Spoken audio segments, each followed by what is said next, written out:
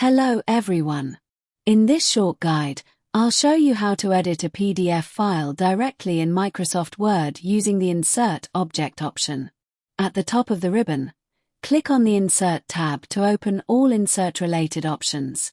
On the right side of the Insert ribbon, you will find the Object button.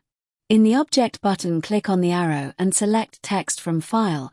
Browser will open now to locate and select the PDF you want to insert. Once you select the file, it takes little time to add the document according how large your file is. Now your PDF content has opened in Word as a regular editable document. You can edit text, modify images, change formatting, add or remove content. Here's another simple way to edit a PDF file. Start by opening a blank Word document. Now go to the File menu, then click on Open, and navigate the location for selecting file. Now select the PDF file you want to edit. Click on when dialog box appear. Word will automatically convert the PDF into an editable format. Once it opens, you can edit it the same way you edit any regular Word document.